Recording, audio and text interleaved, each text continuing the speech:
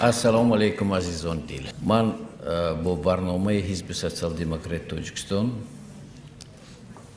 баромад намекунам, барои ки бисёр барномаи васеъ аст.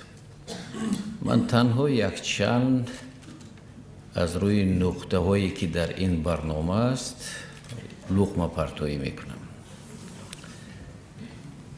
биёед ба ҳолати имрӯзаи Тоҷикистон як назар андозим. ман таъқид кардан нестам, танҳо як фактро мегӯям ки Тоҷикистон бисёр рушди калон доштанаш мумкин.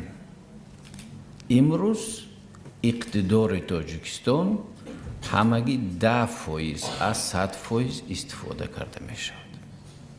чӣ рушди Тоҷикистонро то ин дараҷа боз медорад? 4 чиз асосӣ аст. якум, бисёр суст иллатҳои зиёд доштани идораи давлатӣ. низоми давлатии мо аз нигоҳи ҳам қонунгузорӣ, ҳам сиёсати қонунгузорӣ бисёр яктарафа мебошад. инаша бисёр гуфтаниам нест. масъалаи дуюм, ин дар Тоҷикистон пурра печида гирифтани коррупсия, фасод. инашам сабаб аст. инашам оқибат аст. сеюм масъала, аз рӯи идораи давлатӣ ва коррупсия якҷоя амал карданаш якташ суст мешавад, дуюмаш бисёр устувор рафта истодааст. ҷомеа сол ба сол, рӯз ба рӯз бесаводтар шуда истодааст. системаи маориф бисёр паст рафта истодааст. ва чорум, ин иллатҳои ҷомеаи шаҳрвандӣ, ҳаёти ҷамъиятӣ. мо барои ман бисёр хурсандӣ аст ки имрӯз намояндаҳои ҳама ҳизбҳои сиёсӣ озодона баромад карда метавонанд. агар мо дар ҳақиқат дар ҳаёти ҷомеа, дар парламенти Тоҷикистон дар асоси рақобат ва ташкил кардани фраксияҳо дар парламент амал карда натавонем, дар бораи пешравии Тоҷикистон ва пешравии ҳаёти ҷамъиятӣ сухан нагӯима мешавад. яке аз сабабҳои ин суст будани идораи давлатӣ ва роҳат нишон дода натавонистанам дар ҳамин мебошад ки дар парламент фақат як катози аст, намояндаҳои як ҳизби сиёсӣ аст. ина таҷрибаи ҷаҳон исбот кардааст. дигар масъала кун. албатта мо бисёр баромад карданамон мумкин ва гуфтанамон мумкин ки Тоҷикистон хурдтарак аст, иқтидораш зиёд аст ё ки дигар. лекин аз ҷиҳати ҳамчун иқтисодӣ, аз ҷиҳати ҷуғрофии иқтисодӣ камтар сухан гуфтан аст. Тоҷикистони имрӯза ин ваъдабозӣ нест ё ки дигар нест. мо агар ҳамин чизро дуруст истифода карда тавонем, ин давлати кӯчак нест. ин ҳудуди кӯчак нест. ҳамин ҷомеа, ҳамин давлат 50 миллионро хӯронда пӯшонда метавонад. ҳозир як проблемаи замин дар ҷомеаи Тоҷикистони мо, писар дар бораи падар, падар дар бораи писар бисёр фикрронӣ мекунад ки чӣ хел замин дастрас кунем, ҳеҷ набошад 4 сотиқ ё ки 8 сотиқ ё ки дигар чиз. сабаб дар чист? бо ҳамин идораи давлатӣ ва ташкил кардани ҷомеаи индустриалӣ ва аграрӣ меравад. мо аз он ки 74% аҳолии мо бо хоҷаи қишлоқ машғул ё ки дар деҳот зиндагӣ мекунад, бояд фахр накунем. ин касофат аст. ин бадтарин чиз барои ҷомеаи мо аст. бояд ки хоҷагии қишлоқро, анамин самаранокии ҳосили хоҷагии қишлоқро ҳамагӣ 4-6 ё 7% аҳолӣ таъмин карданаш доркор. дигар қисми аҳолӣ, агар ки ман мисол биёрам Шветсия, дар Шветсия 3% аҳолӣ маҳсулоти хоҷагии қишлоқгатӣ таъмин мекунад. ё ки дар дигар ҷо дигар хел аст. яъне мо ба давлати аграрӣ не, این با مطابق نیستیم. با دولتی ایندوستریالی قدم گذاشتن ما در کار. در این وقت تنها مثال در اقتصادیات یا که مثال صنعت و نقلیات دیگر چیز نه کمتر 20-25% اهالی تاجیکستان در همینجا باید کار و بار داشته باشد. تاجیکستان چگونه اقتدار دارد؟ من مثال عادی یک در مقایسه یک خیلی میگویند که وقتی حزب سوسیال دموکرات برآمد میکند یا رحمت الله ظاهری رو برآمد میکند وای افسانه های میگوید. نه ببینید در مقایسه یک تاجیکستان ما 143 از 1000 از روی جغرافی حاضر 142 از 8 حدود داریم. مقایسه کنید بنگلادش 144,000 دارد یعنی با تاجیکستان برابر است. در تاجیکستان 8 میلیون اونجا 126 میلیون در همین حدود و هم دولت اگراری است. یا که عادی‌تر میگرفته باشیم درباره ناحیه عینی یا که مثال سابق ولایت قرغان‌تپه 12 از 2000 کوادرات کیلومتر حدود داشت.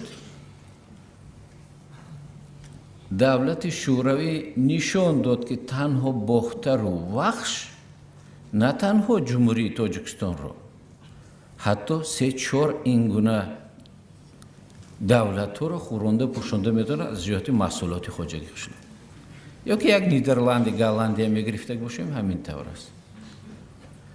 حدودی که مثال 12 از 2000 کوادرات کیلومتر است یا که 5000 کوادرات کیلومتر زیاد است یا که کم است اگر باید از جهت جغرافی اقتصادی تامین کرده توانیم.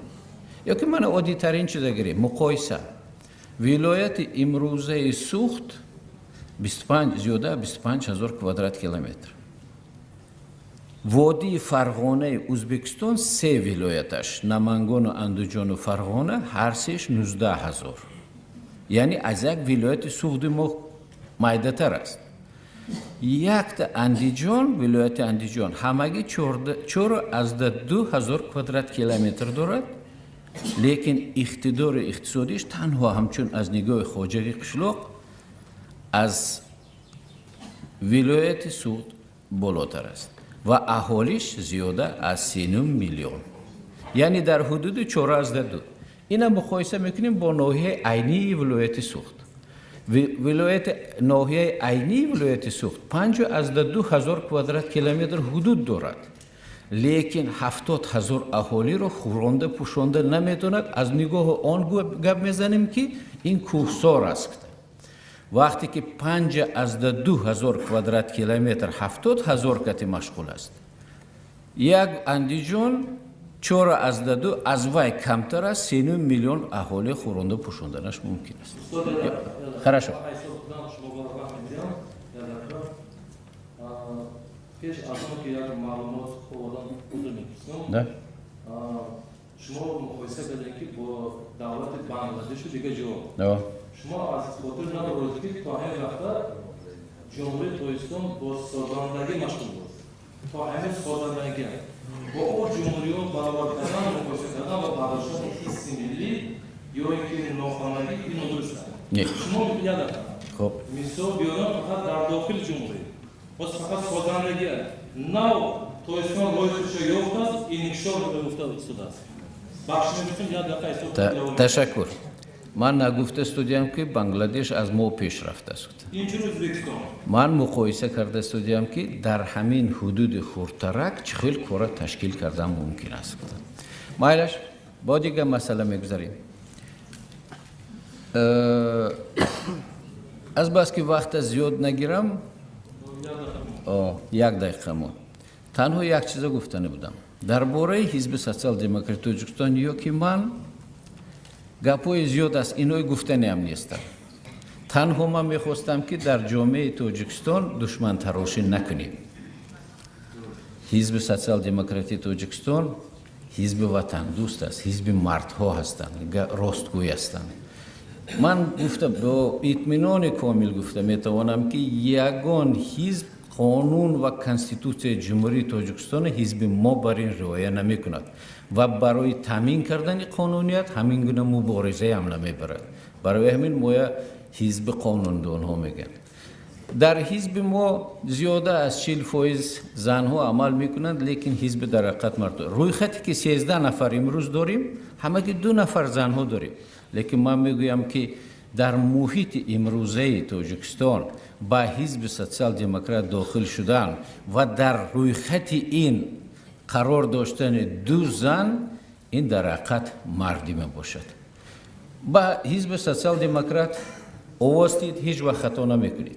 برای که ما در حقیقت در پارلمانت جمهوری تاجیکستان چگونه تغییرات نظام قانونگذاری است، سیاست قانونگذاری چخیل بردن در کار، این تامین کرده میتوانیم. همگی تنها شوخی باشدم میگفتم که شما همتون نقض میدونید حزب خلق دموکراتی را. رقم 8 از همین یک بالا وینید حزب سوسیال دموکراتی تاجیکستان میشه. 7مش یعنی با 7مش آواز دید. سلامت باشید.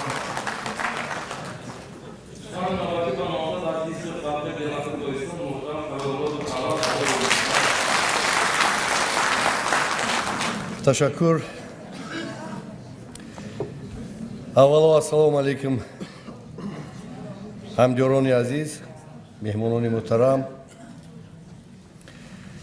ما پیشروی معرکه مهم سیاسی انتخاباتی وکیلان با مجلس نمایندگان مجلس عالی جمهوری تاجیکستان و مجلس های محلی وکیلان خلق قرار داریم که روز 1 مارت سال روان برگزار می‌گردد. باعث سپاسگزاری است که 31 دکبر سال 2014 وکیلان کنفرانسیای مشترک حزب شهرهای قرآن‌تپه سربند و ناحیه باختر مرا از حوزه انتخاباتی قرآن‌تپه 26 به نامزدی وکیل به مجلس نمایندگان مجلس عالی جمهوری تاجیکستان پیشبری نمودند.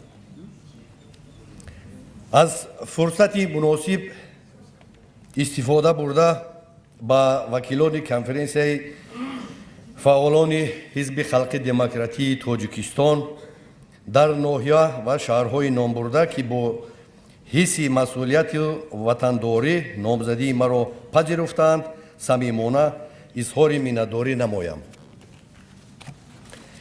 طول 23 سال صاحب استقلالی دولت با شرافت سیاست درهای باز تاجیکستان، سیاست سازنده و بنیادکارانه حکومت جمهوری تاجیکستان با سروری رئیس حزب خلق دموکراتی تاجیکستان پرزیدنت مملکت محترم امامعلی رحمان جریان نه تنها تاجیکستان را به رسمیت شناختند، بلکه دولت‌های مترقی دنیا همکاری‌ها را با دولت تازه جوان و صاحب استقلال ما گسترش تازه بخشیدند.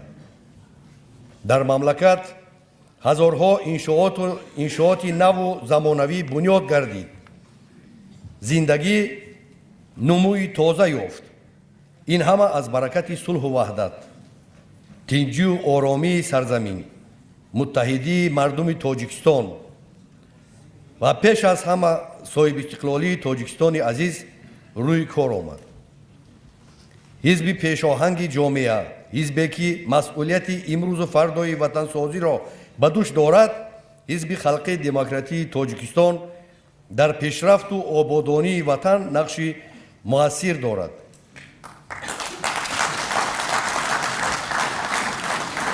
تشکر. از این نگاه برنامه پیش از انتخاباتی من همچون نامزد به وکیل مجلس نمایندگان مجلس عالی جمهوری تاجیکستان از حوزه یک مندته انتخاباتی قرآن‌تپه 26 از برنامه پیش از انتخاباتی حزب خلق دموکراتی تاجیکستان سرچشمه میگیرد. در صورت سزاوار شدن به باوری شما انتخاب کنندگان ارجمند در تطبیق عملی برنامه حزب خلق دموکراتی تاجیکستان و برنامه پیش از انتخاباتی هم قوه و دانش خود را دریغ نخواهم داشت. حالا انتخاب کنندگان گرامی به طریق فشرده هدف و مقصدهای خود را که در برنامه پیش از انتخاباتی هم جای دادم манзури шумо азизон мегардонам. дар самти таҳия қабул ва татбиқи санадҳои меъёрии ҳуқуқӣ, ислоҳоти ҳуқуқӣ, такмили қонунгузорӣ, таъмини волояти қонун ва иҷрои он, ҳамкориро бо мақомотҳои ҳифзи ҳуқуқ, сохторҳои қудратии вилояту ҷумҳурӣ идома хоҳем бахшид, агар ба боварии шумо интихобкунандагони гиромӣ сазовор шавем. дуввум, масъалаи муносибат ба дин ва озодии виҷдон, ба роҳ мондани сиёсати эҳтироми муқаддасоти динӣ, ҳамкориҳои созанда бо иттиҳодиёи ҷамъиятӣ ва созмонҳои динӣ ба хотири ҳифзи анъанаҳои мазҳабӣ, суннатӣ, таҳаммулгароӣ, мероси фарҳангии динҳо, озодандешии таърихии миллӣ, ки аз масъалаҳои муҳими ҳаёти ҷамъиятиву сиёсии Тоҷикистон маҳсуб меёбад, самти дигари барномаи пеш аз интихоботии бандаро ташкил медиҳад, ки барои амалишавии он талош хоҳам варзид. севум, ҳуқуқу озодиҳои фитрии инсон яке аз нишонаҳои муҳими ҷомеаи шаҳрвандӣ ва давлати ҳуқуқбунёду демократӣ ба шумор меравад. бинобар ин тибқи талаботи Конститутсия Сарқонуни Ҷумҳурии Тоҷикистон, ҳаёт, қадр, номус, шаъну шарафи инсон дахлнопазиранд ва ман барои ҳимояи шаъну шараф ва ҳуқуқи озодиҳои инсон кӯшиш мекунам, то волояти қонун таъмин бошад.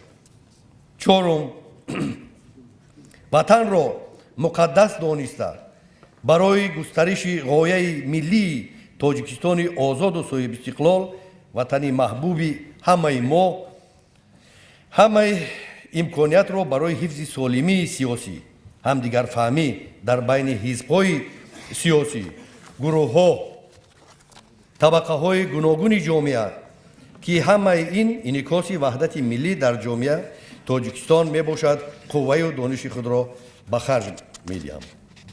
панҷум, маориф ва илм дар сиёсати маорифпарваронаи ҳукумати ҷумҳурии Тоҷикистон соҳаи калиди маҳсуб ёфта дар ташаккули худшиносӣ, ҳуввияти миллӣ, насли ояндасози миллат мақоми аввалро ишғол мекунад.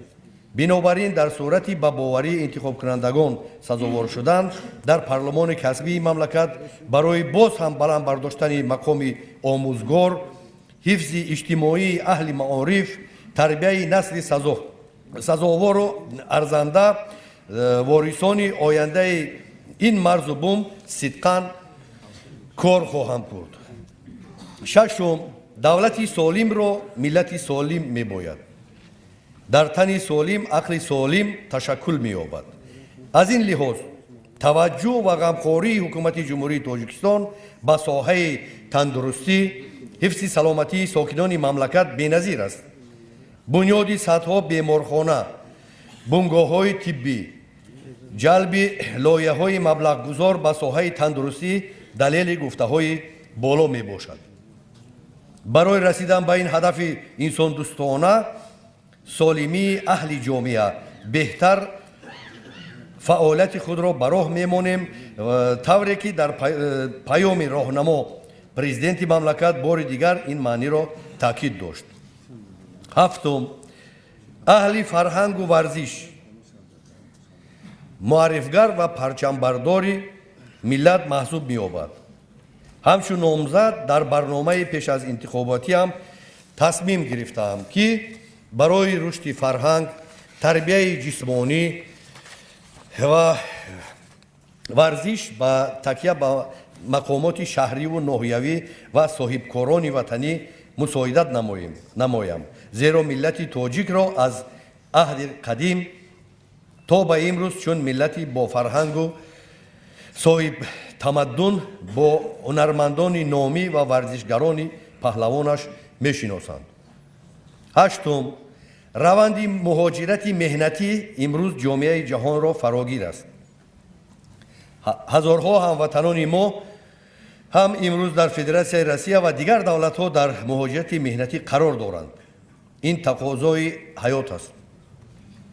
ҳукумати ҷумҳурии тоҷикистон барои паст кардани шиддати ин раванд ташкили ҷойҳои нави корӣ чӣ мавсимӣ ва чӣ доимӣ чораҳо андешида мақомоти иҷроияи ҳокимияти давлатӣ аз сатҳи ноҳиявӣ то ҷумҳуриявӣ ба бунёди корхонаҳои истеҳсолӣ ҷалб менамоянд. дар ин самт баъди дастгирии интихобкунандагон ва мушарраф гардидан ба мақоми вакил ҷиддӣ ҳиссагузорӣ хоҳам намуд. аз ҳуқуқи манфиатҳои муҳоҷирони меҳнатӣ дифоъ хоҳам кард. ҷавонон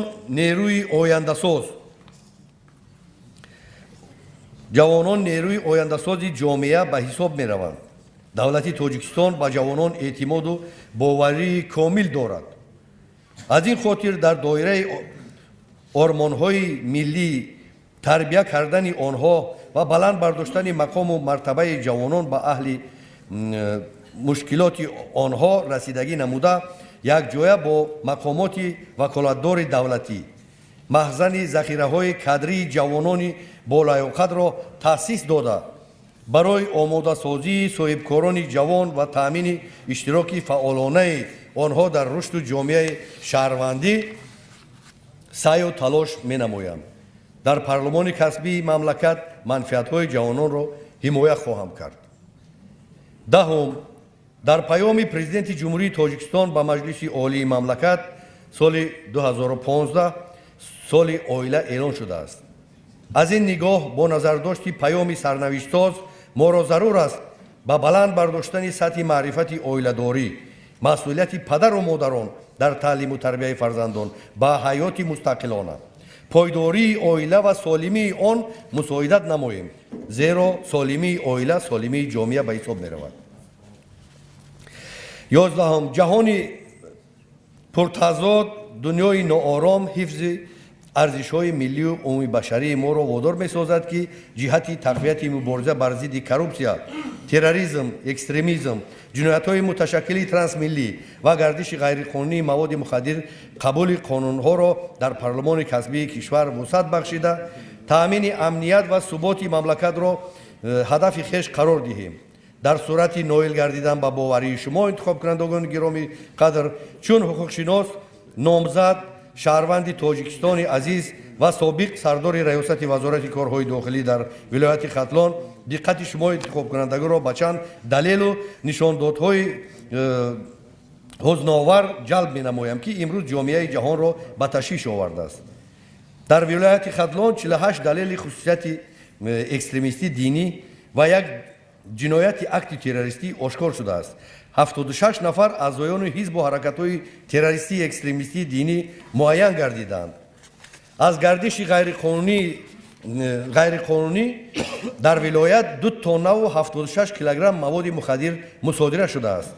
соли 2014 аз ҷумҳурии мо 418 нафар бо 506 килограмм маводи мухаддир дар хориҷи кишвар дастгир шудаанд ки мутаассифона 183 нафари онҳо шаҳрвандони вилояти хатлон мебошанд ки барои гардиши ғайриқонунии 133 килограмм маводи мухаддир ба маҳкама кашида шуданд. ин обрӯ ва нуфузи тоҷикистонро коҳиш медиҳад. дар ин самт дар баробари кормандони мақомоти ҳифзи ҳуқуқ ҳамаи мову шумо падару модарон устодон ва аҳли ҷамъиятчигии кишвар бояд ҷиддӣ кор барем. ҳолатҳои ғасби замин худкушиву худсӯзӣ куштор бедарах ғайб задан дуздӣ таҷовуз ба номус таълимоти ғайриқонунии динӣ ба ҷиноят даст задани занон ҳар яки моро бояд ба андешаи ҷиддӣ водор созад.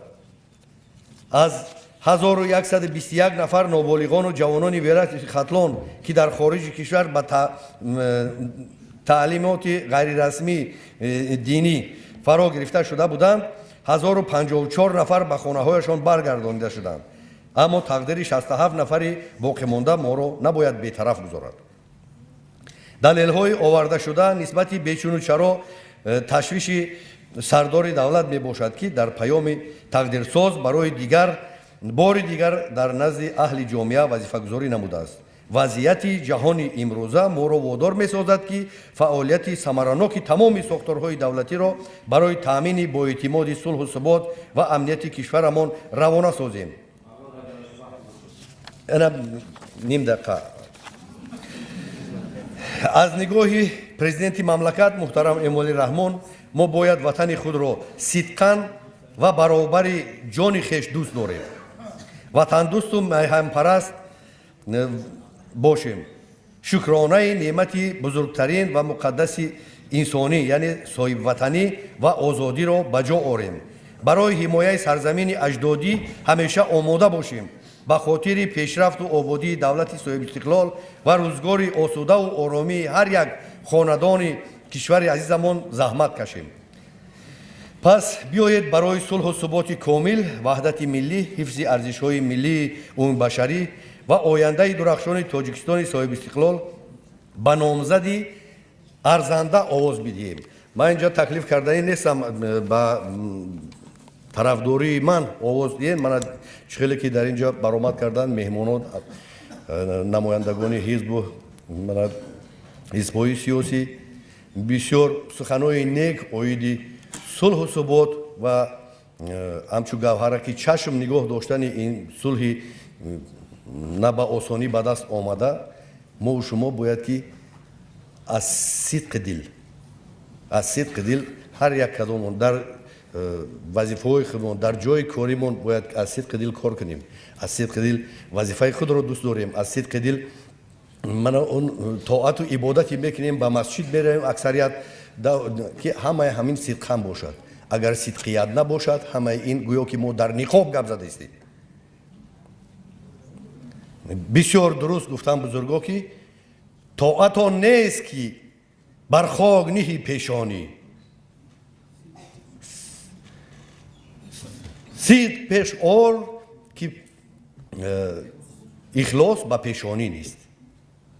албатта сидқан будан, аз сидқи дил сухан гуфтан, ваъдаҳои хушки холӣ накардан, ин беҳтарин як рафтори инсонӣ аст. бовари комил дорам ки дар оянда шумо номзади арзандаи худро интихоб менамоед. аз фурсат истифода карда ман ҳамаи меҳмононро хушомадед мегӯям ба мана сарзамини хатлон замин. ба ҳамаи шумо тани сиҳат, хонаи обод ва сулҳу суботи беохирро орзу мекунам. саломат бошед.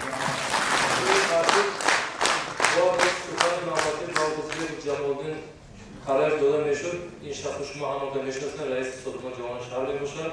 мо ба мувофиқ омадем ки барномаи истада ҳамаи шумо ошно бошед. бо розигии ин кас ҳозир ба савол ҷавоб мегузорем.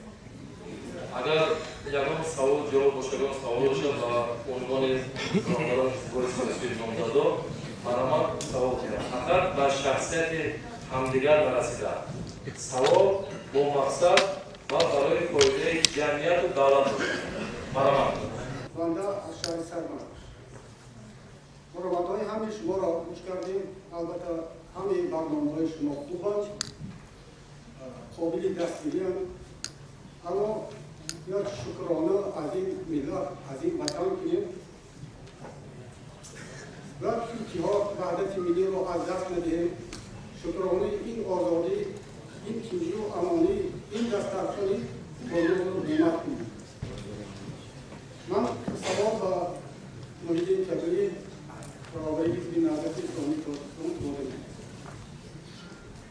имрӯзҳо ҷавонони тоҷик, ҷавонони мо дар ҷангҳои Сурия ва Ироқ иштирок доранд.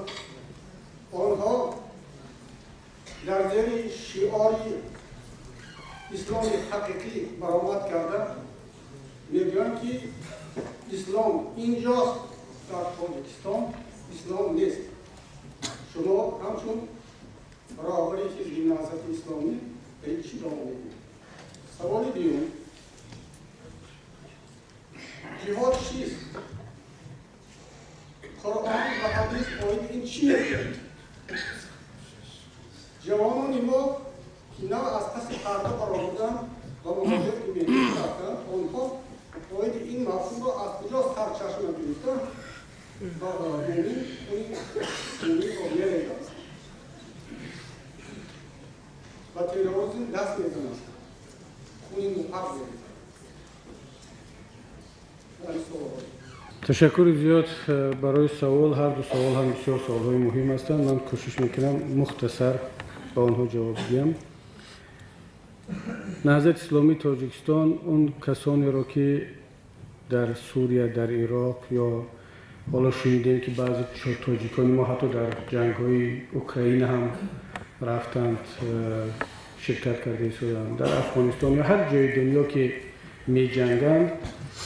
هنوز تابستان سال 2013 در یکی از مراسم ها من اون وقت گفته بودم که متاسفانه اینها گمراه هستند، نادرست اسلام را فهمیدند، وظیفه یک مسلمان را در جامعه امروزه در عصر 21 نادرست فهمیدند. اگر میخواهند به اسلام خدمت کنند، اگر میخواهند به وطن خدمت کنند، باید به شکل درست در قالب فرموده های قرآن عظیم الشأن و سنت پیامبر و مذهب امام اعظم برگردند به تاجیکستان، به وطن و ملت، به دینشون در اینجا خدمت کنند. این سخن ما سال 2013 بود. هنوز جنگ ها به این حد شدت نگرفته بود. هنوز هم موقع حزب نهضت اسلامی تاجیکستان همین گونه هست و ما خدا را شکر میگیم که نه تنها ملت تاجیک، من اینجا زحمت های علمای تاجیکستان، خطیبان، پیشوایان مذهبی رو هم که در کنار رهبریت کشور، در کنار مقامات حفظ حقوق و شاید که فعالیت های خاکسارانه و کمی حزب نهضت اسلامی تاجیکستان هم بود که اگرچه ما از اون 200 نفر تاجیکی که در اون جاها می جنگن ناراحت هستیم، ولی باز هم اگر مقایسه کنیم با دیگر کشورها تاجیکان در اونجا کمتر هستند. 15,000 خارجی ها در عراق و سوریه امروز متاسفانه می جنگند. از کشورهای سابق شوروی بیشتر از 3,000 هست. حتی از قرقیزستان، از قزاقستان، از چچنستان که همگی 1 میلیون اهالی دارد، بیشتر از 1000 نفر در اون کشورها می جنگند. ولی اگرچه این 200 نفر هم برای 8 میلیون ما زیاد است، ما بسیار می‌خواستیم که 1 نفر هم نباشد، ولی فکر میکنم که زحمت و تلاش رهبریت کشور، مقامات حفظ حقوق، علمای کشور و شاید که حزب نهضت اسلامی تاجیکستان هم که توانسته است فعالیت بیشتر از 42,000 اعضا و صدها هزار طرفداران را در چارچوب قانون درآورد، در آن که خدا را شکر شماره تاجیکان سال به سال کم شده ایستاده است در خارج برای رفتن به این گونه عملهای نادرست. سهم همه ملت هست. ما نظرمون همین است که جوانان تاجیک باید برگردند، فریفته این گونه دعواها نشوند. البته یکی از بهانه‌هایی که امروز ضد حزب نهضت اسلامی تاجیکستان فعالیت کرده ایستادن بعضی گروه از خارج ما را متهم میکنند که گویا ما گپشنوی حکومت هستیم، طرفدار حکومت هستیم، ما مجاهدین را طرفداری نمیکنیم بلکه خاموش هستیم. ما میگیم که نه، ما خاموش نیستیم. ما در مسائل هایی که لازم هست قانون اجازه میده حرفمون رو گفته ایستادیم، تنقیح داخلی رو کرده ایستادیم، ولی مسائل هایی که به امنیت ملی دخل دارد، به حفظ و نگه داشتن صلح و ثبات ربط دارد، به سیاست های کلی دولت ربط دارد، طبیعی است که ما با حکومت یک هستیم، همراه هستیم، جانبداری میکنیم، ولی تنقیح برادرانه خود رو کرده ایستادیم. این معنی ندارد که ما با همه چیز راضی هستیم، ولی اون برای همین موقع حزب نهضت اسلامی تاجیکستان متاسفانه امروز گروه های تندرو ما رو خیلی هم زیاد تنقید میکنن. اما در مسئله آنکه جهاد چیست از نگاه دینی مبین اسلام، اینجا بزرگان هستند، من در حضور اونها حق جواب دادن به این مسئله ها ندارم، ولی یک کیسه رو از حیات پیامبر اکرم صلوات الله علیه برای شما میگم، شاید جواب در همین باشد. وقتی که از یکی از جنگ ها پیامبر اکرم بر ضد مشرکین و کافران برمیگشتن، پیروزی به دست آوردن، برگشتن به حیات مصالحت آمیز و آرامیش در مدینه منوره. همه مسلمانان را پیامبر اکرم صلوات الله علیه جمع کردن و گفتن که اکنون ما از جهاد اصغر یعنی از جهاد خرد برگشتیم، آمدیم برای جهاد اکبر، جهاد بزرگ. مسلمانان پرسیدن که یا رسول الله چی معنی دارد؟ چگونه ما از جهاد اصغر آمدیم به جهاد اکبر؟ گفتن که در اونجا رقیب دشمن آشکار بود، ما بر ضد اونها، بر ضد دشمنان اسلام می جنگیدیم، این جهاد خرد هست. اکنون ما برگشتیم به حیات مصالحت آمیز، ساختن وطن، کشور، مبارزه با نفس خود، مبارزه با دشمن داخلی خود جهاد بزرگ است، جهاد اکبر است. مسلمان مجاهد، مسلمان خوب همون مسلمانی هست که اولا با نفس خود مبارزه کند، با غریزه ها و شیطان داخلی خود مبارزه کند، بعدا برای آبادی وطن و کشورش و ملتش زحمت بکشد. جهاد اصلی برای مسلمان از روی قرآن و از روی فرموده های رسول اکرم صلوات الله علیه همین است. فهمی شما درباره جهاد دوستی عزیزمون همین است. سلامت باشید. سلام علیکم. صدرالدین بابای شهروند نامه گفتن سوال من با محترم مدیر کابینه. خب چقدر پیاز در درآمد شما باشیده تجربه کاری در علوم کسبی کشور داره خواهان صلح و ثبات در تاجیکستان است. این حال من می‌خواستم که شما فهمم پس چرا این تجربه کاری را استفاده بوده همچون رهبر یک حزب که بسیاری در کشورهای خارج تروریسم و همین حزب محسوب می‌دهند یک برنامه ضد تروریستی تهیه نموده اون رو در جمهوری چاره‌جویی نمی‌کنید. تشکر زیاد برادر عزیز برای آنکه خدمت‌های خوبسالانه ما را هم قدر کردید. حزب نهضت اسلامی تاجیکستان همین وجودش، فعالیتش علیه برنامه ضد تروریستی است. اینجا تبلیغات جهانی اونایی که رسانه‌های خبری بزرگ را در دست دارن با واسطه پول امروز متاسفانه از همین فرصت استفاده بردن. اشتباه این فرزندان مسلمان را که در سوریه و عراق و افغانستان صادر کرده ایستادند مثل داعش که چه جنایت‌ها را صادر می‌کند امروز به نام ما مسلمان‌ها ثبت کرده ایستاده است. وقتی که اسلام داغدار می‌شود برادر عزیز فقط حزب نهضت اسلامی تاجیکستان داغدار نمی‌شود. همه مسلمان‌ها در جهان داغدار می‌شوند. بیشتر از 1.5 میلیارد انسان داغدار می‌شود. وقتی که ما و شما خارج می‌رویم در پاسپورت همه ما برای مثال میگم از من محیدین کبیری باشد از شما نمیدونم شاید احمدوف رحمت باشد عبدالرحمن کریموف باشد یک تاموجنی خارجی یک افسر خارجی وقتی که پاسپورت رو میبیند همین که نام عبدالرحمن و عبدالرحیم و محیدین و سلیم رو دید او نمیپرسد که شما عضو کدام حزب هستید میگه این نام مسلمانی است به همه ما با چشم شک نگاه میکند. اونایی که در عراق و در افغانستان و در سوریه می جنگند آبروی همه مسلمانان رو میریزونند. ولی حزب نهضت اسلامی تاجیکستان چی خوبی دارد؟ من تکرار میکنم وجودش علیه برنامه ضد تروریستی است. ما نشان داده ایستادیم که یک مسلمان چگونه باید باشد، یک گروه اسلامی چگونه در چارچوب قرآن، در چارچوب سنت، در چارچوب کنستیتوسیا باید آرامانه عمل کند. شما مگر نمیبینید که چقدر فشارها بالای حزب نهضت اسلامی تاجیکستان از طرف همون گروه‌های تندرو است. اونا میخوان که حزب ما مثل آنها باشد. ولی ما میگیم نه. ما مثل شما بودن نمیخواهیم. ما میخواهیم یک چهره نوی اسلام را، همون چهره‌ای که پیامبر اکرم صلوات الله علیه از اسلام معرفی کردن که تمام بشریت عاشق اسلام شد، همون را باید معرفی کنیم. امروز یک از همین گروه‌های تندروی اکستریمیستی دشمنان اسلام خوب استفاده کرده ایستادند. چرا به آنها پول میدهند؟ چرا به آنها سلاح میدهند؟ زیرا میدانند که با راه مناقشه و با راه دین با اسلام مبارزه بردن نمیشود. یگانه راه مبارزه با اسلام مسلح کردن، پول دادن این گروه‌های تروریستی است. آنها را تأمین میکنند زیرا آنها از نام اسلام مردم را غارت میکنند، میکشند. امروز جوابش را من و شما میگیم. با گفت شاعر ابله از بام بیافتد گردن ما بشکند.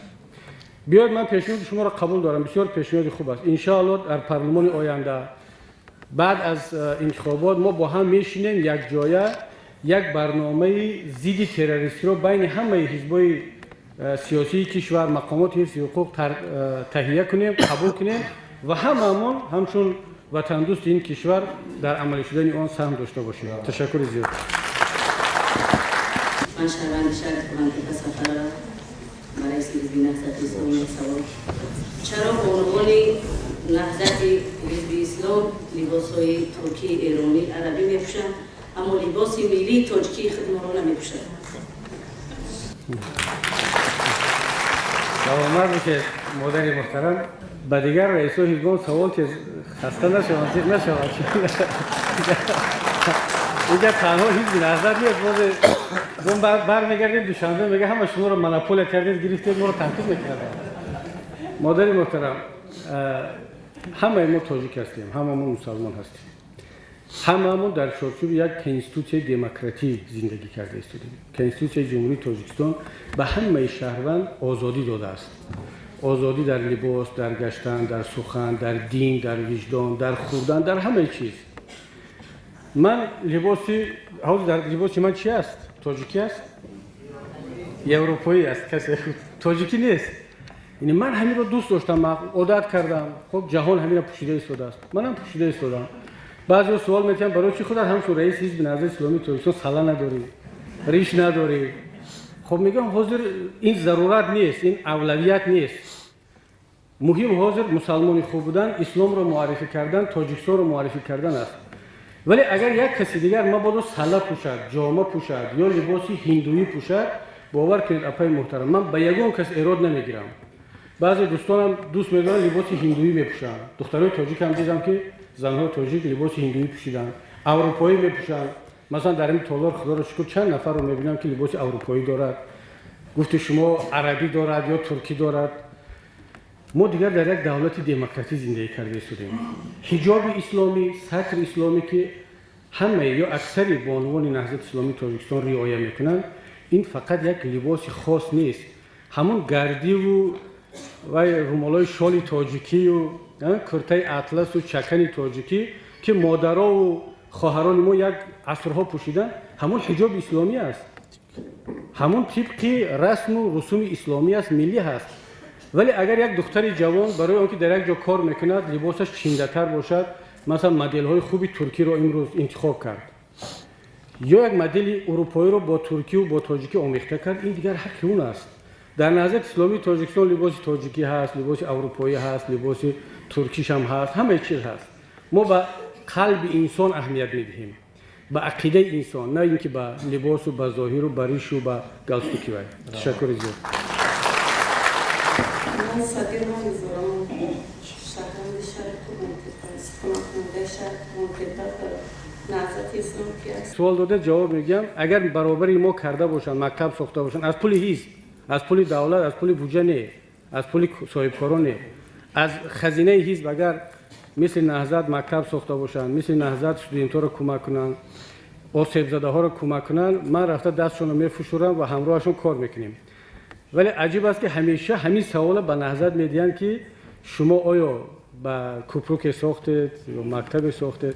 وظیفه حزب سیاسی، یعنی 8 حزب سیاسی که شیشتیم از روی قانون یکی است مادری محترم، یک چیز است: تشکل اراده سیاسی شهروندان. دیگر وظیفه حزب سیاسی تا روزی به قدرت آمدنش ساختن مکتب، کوپروک، پول تقسیم کردن نیست. وقتی که یک حزب سیاسی حکومت رو گرفت، وزیران و وکیلان و رئیسان شهر و ناحیه و جماعت از همون حزب شد، از هر حزبی که باشد. وظیفه دیگر از بودجه دولت درست ساختن راه و کارخانه و انشاءات اینا هست. بنابراین ما قدر امکان از کیسه خودمون تا امروز الحمدلله بعضی کارها رو انجام دادیم. سلامت باشید.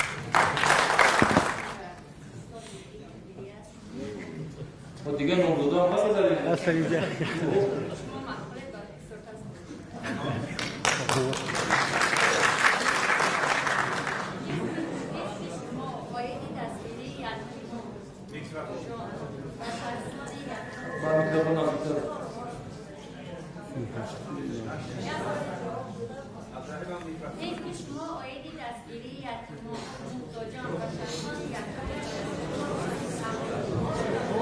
من به این سوال خواهی ازی جواب دادم.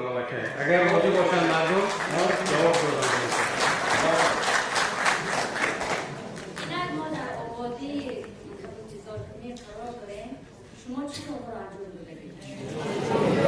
من یک پیشنهاد دارم به همین خواهر عزیز. اینجا مسئولین شهر قرغان‌تپه هست نه؟ 6 تا.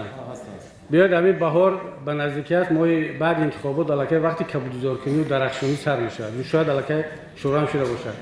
یک کوچه، یک خیابان برای حزب نهضت اسلامی تاجیکستان جدا کنن. ما خودم میدیم و همه اعضای حزب همون کوچه را آباد میکنیم، درخت میشنونیم، کبودزاری میکنیم، در اختیار حکومت شهر قرغان‌تپه میسپاریم میرویم. میشه آدم خیر. میگویم که بسیارتر سوال‌ها برای شماست. من میخواهم که همچون جوان فهمم که سبب در چیست که بسیاری جوان‌ها майли рағбат ба кайҳону ба илму техника доранду ҷавононе ки дар сафи ҳизби назари ислом ҳастанд ҳоло ҳам дар мушкилот бо давлат дар бораи ришумуи сару ниқоб пӯшидану мушкилоташонро буд накарданд. اولش اینکه جوانان حزب نهضت اسلامی تاجیکستان الحمدلله که بسیار جوانای پیشرفته هستند. من نمیگم که اونها همه شاگردی ما هستند. استاد مرحوم سید عبدالله نوری همیشه تاکید میکردن که استاد همت‌زاده که در پهلوی علم دینی حتما یک مسلمان معاصر باید که علم دنیوی رو داشته باشد. امروز در ریاست حزب نهضت اسلامی تاجیکستان که 50 نفرند، دکتر علم، نامزد علم، همه معلومات عالی است. فقط 2 نفر از شخصیت‌های بزرگوار سن سالشون رفتگی است، اونها معلومات عالی ندارند. خواهران ما 10 زن پیشنهاد کردیم این سال در نامزدی به مجلس نمایندگان، همش معلومات عالی دارند. بیاید یک پیشنهاد دیگر من به شما کنم برای آنکه همین فرقت از بین برود. حاضر من یک سوال کردم که چند نفر از جوانان عضو حزب نهضت اسلامی تاجیکستان در کمیته کار با جوانان، در دانشگاه‌ها، در اداره‌های دولتی به کار جلب شدند که آنها هم از شما بیاموزند. چند نفر؟ متاسفانه یگان نفر نداریم. هم چند نفری هم که بودند اونها را هم با هر بهانه آهسته آهسته خواهش کردند که خودشون عریضه نویسند روند. این یک نوعی به حاشیه فرستادن. این جوانی که از جامعه دور میماند دیگر طبیعی است که فقط درباره ریش و سلف فکر میکند. بیاید جذب کنیم. حاضر همینجا اگر مسئله گذاری کنیم در اساس سوال همین خواهر، مثلا اکثریت بگذار از یک حزب باشد ولی 4 نفر 3 نفر از حزب‌های دیگر هم در کمیته ها، در جماعت ها، در اداره های دولتی جذب کنیم که آهسته آهسته تربیت شوند، فهمند که غیر از مسائل دینی مسائل دنیوی هم هست، اونها را هم باید اهمیت داد. من پیشنهادم همین است، اگر آینده همین پیشنهادی من قبول شود این مسئله 100% طبیعی از بین خواهد رفت.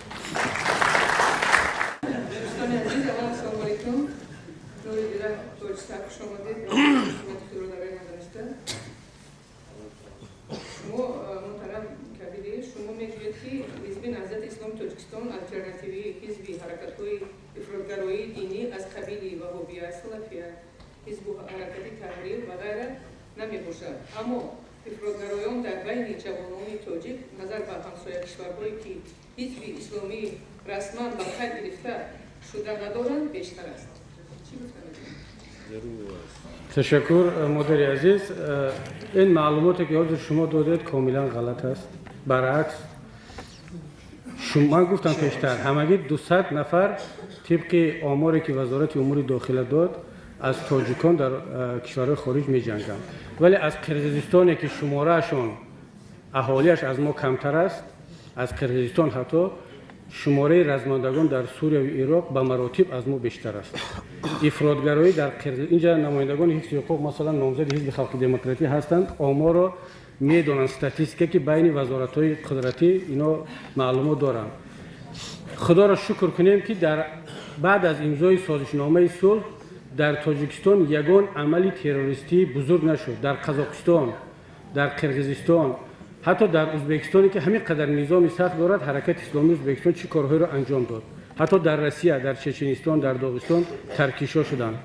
من فکر میکنم که نمیگویم که این همش زحمت حزب نهضت اسلامی تاجیکستان است. باز تکرار میکنم با برکت سیاست‌های رهبریت کشور، علمای کشور، مسئولین، از آن جمله یک سهم خاکسارانه حزب نهضت اسلامی تاجیکستان هم هست که رشد افراطگرایی در تاجیکستان ما در مقایسه با همه کشورهای منطقه کمتر است. این استاتیستیک رسمی است، این فقط حرف رهبر حزب نهضت اسلامی تاجیکستان نیست. علاوه بر این مرکز تحقیقات استراتژی جمهوری قزاقستان، مهمانان از جمهوری قرقیزستان آمدن به تاجیکستان، ملاقات داشتن با رهبر مرکز تحقیقات استراتژی تاجیکستان که اون وقت خدا رحمتش کند مرحوم سهراب شریف بودن. ما را هم دعوت کردن، یک ملاقات شد. گفتن ما آمدیم تجربه تاجیکستان رو بیاموزیم که شما چگونه موفق شدید که با راه اندازی حزب اسلامی قانونی سطح جنایتکاری دینی رو پایان بردید. ما در کشورهای خودمون این تجربه رو می‌خواهیم بیاموزیم. ما گفتیم که حاضر سراسیمه نشوید، ما خودمون در داخل کشور به یک نتیجه برسیم که آیا واقعاً همه قبول کنند که وجود یک حزب سیاسی دینی به نفع ملت و کشور هست یا نیست، بعد رفته به شما این تجربه رو بیاموزانیم.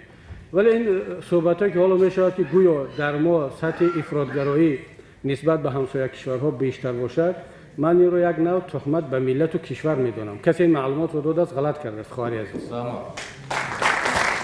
من مهروش غلامов رئیس سازمان جوانان دانشگاه دولتی پرمنطقه با نام ناصر حسین. من امروز در اینجا اشتراک دارم. با دو رئیس حزب سوال دارم. یکمین با رئیس حزب اگری تاجیکستان. سوال من همین است که شما در برنامه خود خیر کردید که یک تاجیکستان دولت اگری است و کدام با عقیده شما چون رئیس حزب کدام عامل‌ها برای رسیدن و امنیت اوضاع‌خواری دولت یعنی که کدام عامل‌ها استفاده بودن در شما با عقیده شما و سوال دوم من همین است که با رئیس حزب نهضت اسلامی تاجیکستان محترم وزیر خبری عقیده شما نسبت به مصاحبه داملو عبدالرحیم که حرکت تلویزیون البته شما می‌بینید در مقاله خوندیم عقیده خود بیان می‌کنید. تشکر زیاد برای من روزی که در تلویزیون برآمد کردم و امروز هم یک کمی هم باشد درباره تامین امنیت اوضاع‌خواری سخن راندم. جمهوری تاجیکستان نو اگراری نشد، از وقتی که تأسیس یافت اگراری بود و ما به شک اینجا برادران قید کردن ما اگراری صنعتی بودیم و در پیام پرساله جناب عالی قید کرده شد که ما با تدریج باید که با دولت ایندوستریالی اگراری بذاریم. این مفهومی وسیع‌تر است و رشد تمام ساحه‌های با کمپلکسی اگرسانتی در مشترک باید که رشد یابند. این دوم که مسئله تامین امنیت اوضاع‌خواری در دنیا اعتراف شده است. علما متخصصان تحلیل کرده برآمدند که دولت همون وقت تامین امنیت اوضاع‌خواری خودش به جا آورده میتواند که 80% محصولات اوضاع در داخل کشور استحصال کرده شود. امروز خوشبختانه ما از بسیار جهت از بسیار نمود محصولات خودمان تامین کرده توانسته استیم. لیکن حالا هم بعضی نمودها هستند که ما از خارج متاسفانه به اندازه بزرگ وارد کردیم. از اون جمله گندم. بنابراین ما ضرور میشماریم که نرخ‌های کفالتناک هستند. اونجا هر خیل دولت‌های دیگر دمپینگ محدودیت جاری میکنند برای واردشان از خارج هر خیل محصولاتی که به ساحه اوضاع‌خواری است. مساعدت پولی است، خرید دولتی است. تشکیلاتی که پیشتر بودن شما میدونید جوانان ممکن به خاطر بیارن اینا هم پلاداوش بود.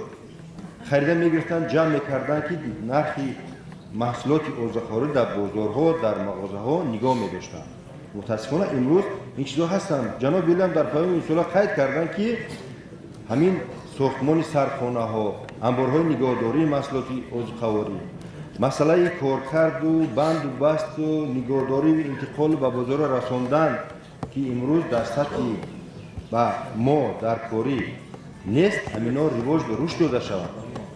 این هستند عامل‌هایی که برای تامین امنیت اوضاع‌خواری البته وجه صفتی محصولات اوضاع‌خواری است. اگر از علم گذاریم اینجا در یک 4 تا 5 تا معیارها کریتریا هستند که اینا معین میکنن. لیکن امروز ما چی گفتیم؟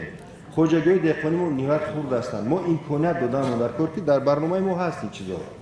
ما مجموعه کمپلکس‌های اگرصنعتی را باید بنا کنیم. دهقان برای 10 ساعتی 15 ساعتی یک کاری مهم ارزنده بگیم مثال میگیریم. جهان امروز دیگه شده است. تکنیک و تکنولوژی است، دستاوردهای علمی است. برای همین قانون درباره کپیلات استثماری قبول کردیم در پارلمان. قانون درباره اساسیات خوجگی و است. دهقانی است، خوجگی دهقانی، فرمری، اساسیات استفاده برندگان او بسته متحد شدید در زنجیره کارکرد، استحصال و فروش. همین زنجیره در باید که کارخانه‌های خوردی، خوجگی دهقانی، استحصال کننده دیگر که در ساحه کمپلکسی اگروصنعتی هستند اینا متحد شدن. همون وقت با دستاوردی که ما داریم میگه تجدید میکنیم، تمدید میکنیم، کارامون خوبتر و بهتر میشود و ما یک نتیجه ده میبینیم. البته تشکر. من کوشش میکنم کوتاه جواب کنم به سوال این برادر. کمتر از 3 دقیقه هم شاید شود. من مقاله را خوندم، مقاله مصاحبه مولا عبدالرحیم را. این آزادی است دیگر، هر کس میتونه اندیشه شخصیش رو بگوید، از اون جمله مولا عبدالرحیم هم.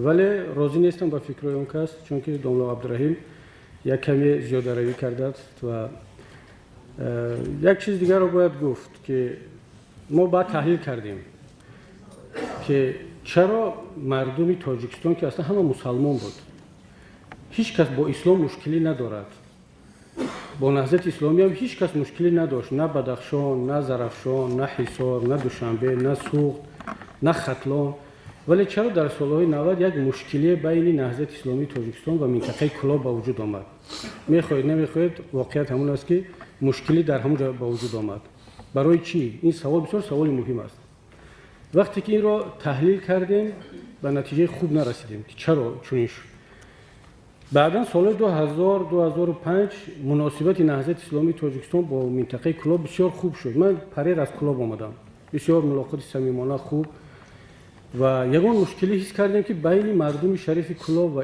دین مبین اسلام و نهضت اسلامی تاجیکستان و دیگر منطقه نبوده است ولی چرا این مشکلی به وجود آمد با خلاصه آمدیم که پس معلوم شد مشکلی در شخص بوده است در عقیده در جهانبینی در حزب نیه در انسان بوده است با رفتار نادرست با گفتار نادرست یک نفر نماینده یک حزب میتونست است مناسبت یک منطقه به این یا حزب سیاسی یا حتی به دین تغییر یابد پس معلوم شد که مردم شریف منطقه کلاب یک اعتراضی داشتند اعتراضشان نسبت استاد نوری همتزاده حزب نهضت نبوده است اعتراضشان نسبت رفتار نادرست یک شخص بوده است مسئول نهضت اسلامی تاجیکستان وقتی که او خدا را شکر از بدنه حزب نهضت اسلامی تاجیکستان جدا شد مناسبت ما با اون مردم طبیعی شد مناسبت خوب صمیمانه مشکلی در اینجا است مشکلی در حزب و در نهضت نیست حالا اکنون میخواهند که مشکلی شخصی خودشون با مردم خود در سر یک حزب سیاسی پرتوان بگویند که حزب